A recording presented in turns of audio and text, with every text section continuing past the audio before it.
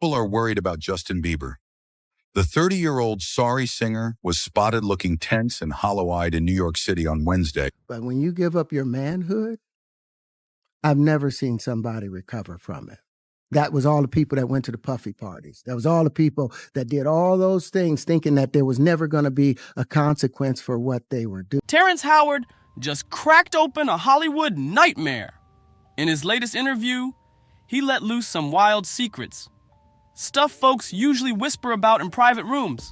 Now, the dirt's spilling fast and it's getting messy. One name that keeps popping up? Diddy. And this time, it's tied to something real uncomfortable involving Justin Bieber and Diddy's own daughters. Yeah, you heard that right? Word is, Diddy wasn't just throwing parties. He was allegedly using his daughters in a twisted way to pull people in. Not for chores, not for music help, something way darker. You know, he wants to hang out with you next week, and I was like, for what? He's like, I think he's trying to fuck. That's what my assistant said. And I was like, oh, okay. Now I get it. It was hard for me being that young and being in the industry and not knowing where to turn and everyone, telling me they love me and, just turn their back on you in a second. So if she ever needs me, I'm going to be here for her. But yeah, just protecting those moments because people take for granted encounters and I just want to protect her, I don't want her to go through anything I went through. I don't wish that upon anybody. Yeah, if she ever needs me, I'm just a call away. It's got folks wondering how Diddy always had young guys, even teens, around him all the time. What was really going on behind closed doors? Justin Bieber? Oh, he's speaking now. And what he's been saying lately will make your skin crawl. This ain't just gossip. This is serious. And once you hear what Justin's been through, it changes everything. He's hinting at stuff people do not want to talk about in public. Right now, he's having 48 hours with Diddy, him and his boy. They're having the times of their lives, like where we hanging out and what we doing. We can't really disclose, but it's definitely a 15-year-old's dream. 16. No, 16. Slow down. Let's slow down, Jess. Okay. Let's slow down. Okay. One step at a time. But yeah, the keys is yours when you get 16. You're good to go. I'm good to go. Yeah. All right. And then when you get 18, you get the house. You get the mansion. Okay. I get the mansion? Yeah. Terrence Howard stepping into that OG role, someone who's seen it all and ain't scared to talk. In his raw interview with the PBD podcast, he was dropping truth bombs left and right. And these weren't just opinions, they were shaking Hollywood from the inside. One of the wildest things he brought up, something called the man card ritual. According to Terrence, this ain't no joke. But when you lose your man card, that's the only thing I can think of. You lose your damn man card. What is that? What do you mean by that? You give up your ability, your right to being a man. A man don't take it, a man gives it. So when you give up that man card, you don't get that back. Are you saying what I think you're saying? No, I'm saying what I'm saying. You don't get that back. You come into this world as a man one time. You give up that right for anything, for fear of being hurt, fear of somebody doing something, for wanting to gain something. When you give up that man card right, you lose some spiritual energy that has always been pushing through. Like if a woman gives up her womanly right of being a mother and taking care of her family and do all those things, when you give up those things, but when you give up your manhood, I've never seen somebody recover from it.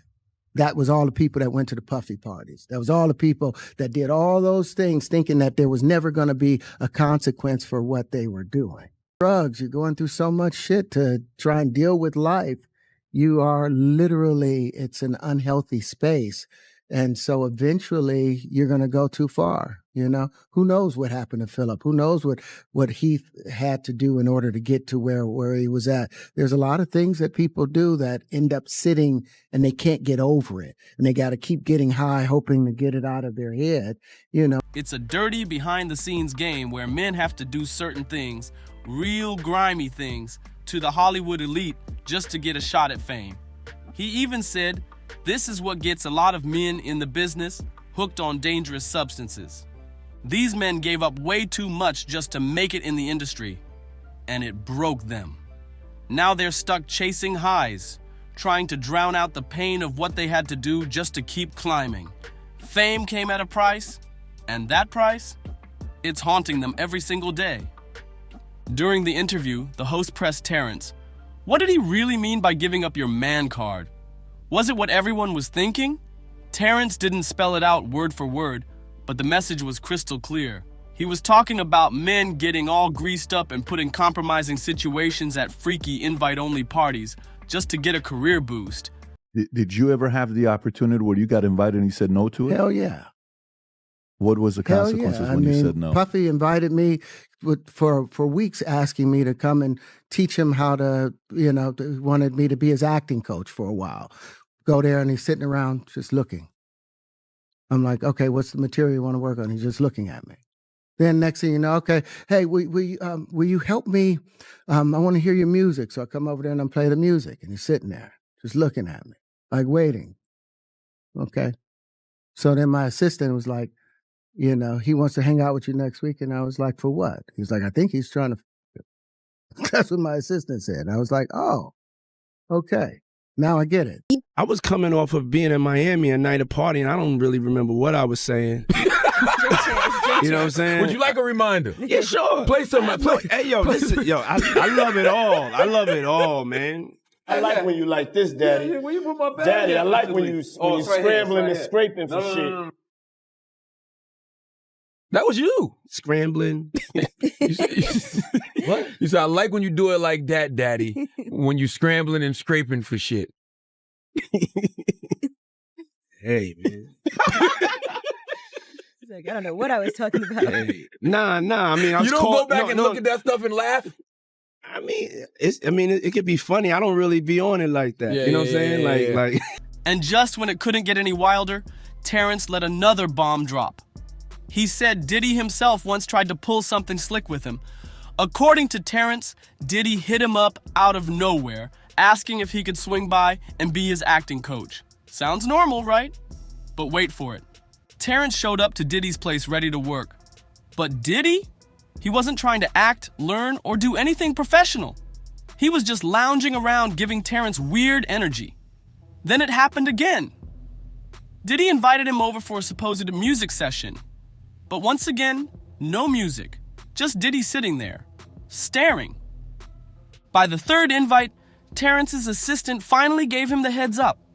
Diddy wasn't trying to work. He was trying to hang out. And we're not talking casual chill vibes. We're talking those kinds of parties. Where things go way left and backs don't leave the same. Terrence said he was so grossed out by the whole thing, he couldn't even imagine putting himself in that situation. He was completely repulsed. And then, during that same interview, Justin Bieber's name popped up again. This time, as someone who allegedly got caught up in that same man card mess. According to the conversation, Justin fell so deep into it, he had to lean on heavy substances just to numb what he'd been through. We've become friends in a strange way, It's like Robin Big. Yeah, it's like, exactly. I'm big and you're Robin. Yeah. No, I mean, to a lot of us, he's like a little brother. You know what I'm saying? He's not afraid to call and ask for advice. He's somebody that, in the industry-wise, the record industry is a strong family, and he's somebody that, we definitely have our arms around, and we want to protect him because he's such genuinely a nice person besides his talent. You know what I'm saying? He's one of the greatest kids that you could ever know. Terrence didn't sugarcoat it. He straight up said this twisted ritual changes men forever. Once you're in, you don't walk away the same. And one of the saddest examples? Justin Bieber. His whole life flipped the moment he started hanging around Diddy's circle. And it's been spiraling ever since. Justin's story is straight up heartbreaking. He was just a kid with a voice, but fame dragged him into a world no child should ever see. The pressure, the fast lifestyle, the grown-up situations. He wasn't ready for any of it, but that didn't stop the machine from pushing him deeper. And Justin's not keeping quiet.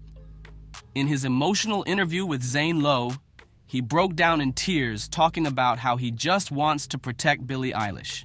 He's seen too much, been through way more than anyone his age should have, and now he's trying to make sure Billy doesn't fall into the same trap. That moment, it showed how much pain he's still carrying. Justin said it straight. He believes this twisted culture survives because older artists keep bringing in younger ones, passing down the same messed up cycle. And guess what? That's exactly what happened to him. Back in 2008, Justin was just 14 when talent manager Scooter Braun found him singing on YouTube. One call to his mom, a few quick moves later, and boom, Justin was on a flight to LA all alone. No family, no real support, just his innocent voice and a dream. In LA, he met Usher, who took him in and helped shape his sound. But even with Usher trying to steer him right, Justin still got swept into the deep end fast. Fame doesn't come with a warning label, and for Justin, it came with scars he still carries today.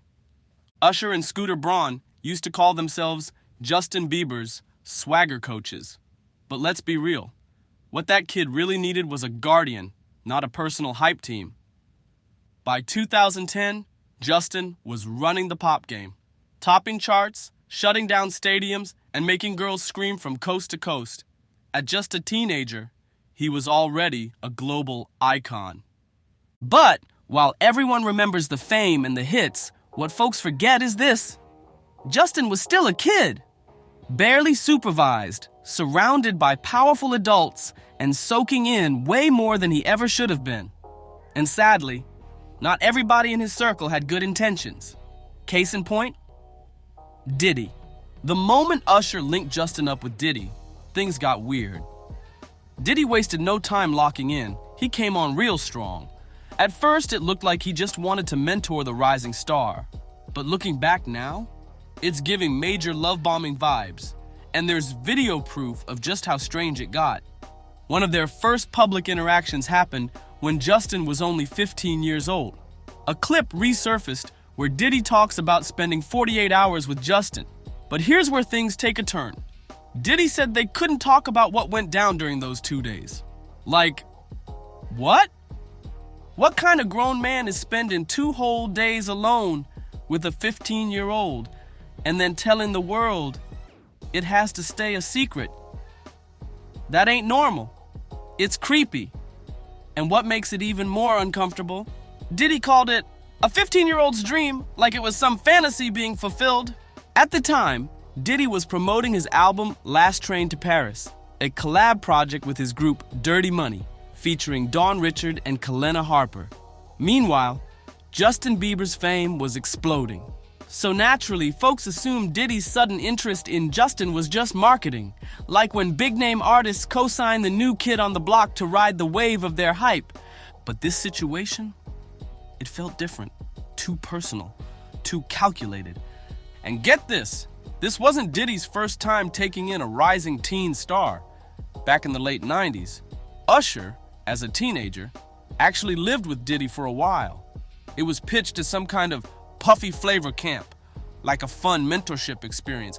But later, Usher came forward and called it one of the worst times in his life. He even said straight up that he'd never let his own son go through what he did under Diddy's roof. So that alone gives you a peek into what Diddy's mentorship of young artists really looks like. And that's why it's so bizarre and honestly disturbing that Usher would be the one to link Justin with Diddy. It's like he passed Justin off, knowing full well what might come next. But this wasn't a torch being handed down. It felt like something way darker. By 2010, Diddy and Justin were being seen together more and more. Award shows, interviews, studio sessions. At the time, no one really questioned it. Diddy kept calling it just friendship. But behind the scenes, his behavior told a different story. There were moments where Diddy seemed to enjoy making Justin squirm. In one instance, around 2011, they were spotted at a studio. Diddy put Justin on the spot, questioning why he hadn't been hanging out with him anymore, like he was owed something. Even grown men get uncomfortable when Diddy hits them with that "come party with me" routine. So imagine how a teenager must have felt. In one clip, you can see Justin visibly tense up as Diddy presses him about why he wasn't hanging out anymore. That wasn't just a casual convo, it felt like pressure. But Diddy didn't stop there. He made it loud and clear to the world how much he wanted Justin around. Still, when asked why he was so fixated on this teenage pop star, Diddy couldn't give a straight answer. All he ever said was that Justin was a great kid. Seriously? That's it? Let's be real. Calling someone a great kid doesn't explain why a grown man is offering a teenager a Lambo and a house just to chill. That's not mentorship. That's suspicious. And when you look back now, there were so many moments where Diddy would either hint or flat out say that Justin wasn't allowed to talk about what they did together. Why so secretive? Take that 2011 interview on Jimmy Kimmel, for example. Diddy joked that Justin knew better than to tell the public what he and Big Brother Puff did behind closed doors. People laughed back then, but now, that moment hits different. Diddy even bragged about Justin having full access to his house. Another bizarre flex that had no real context. At the time, it all seemed like goofy celebrity talk. But in hindsight, people are starting to wonder what was really going on. And here's where it gets even darker. Whispers have been swirling that Diddy may have used his own daughters to keep Justin close. It sounded like a stretch at first, but with all the disturbing headlines about Diddy lately, people are starting to believe those whispers might actually be true. The damage from Diddy's world didn't just hit the industry, it tore through his own family. It was especially brutal for his twin daughters, Jessie and Delilah. They reportedly witnessed the worst of what went down between Diddy and their mother, Kim Porter. Word is, they saw him put hands on her, and after Kim's tragic passing, the twins had to go through serious therapy just to cope. That's deep pain no kid should carry. And when it comes to shielding his kids from his wild lifestyle, Diddy's got a terrible track record. His sons, Justin and Christian, were actually named in some of the lawsuits against him.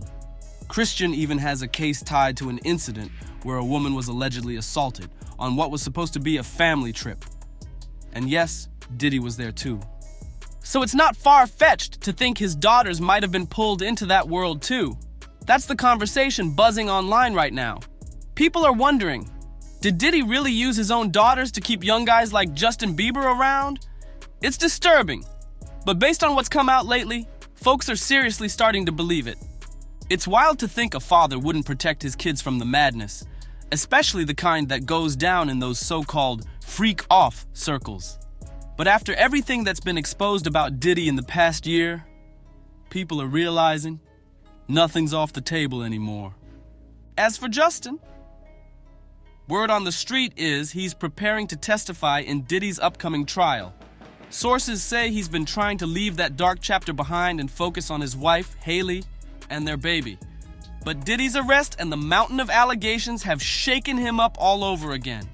Justin's been struggling, mentally, emotionally, trying to stay grounded while his past keeps creeping back. Now here's the big question. Do you think Justin needs to step up and speak his truth in court? Or should he focus on healing and keep it moving? Let us know in the comments. Make sure to like, share, and subscribe if you want more real talk like this. And trust, it only gets crazier from here. See y'all on the next one.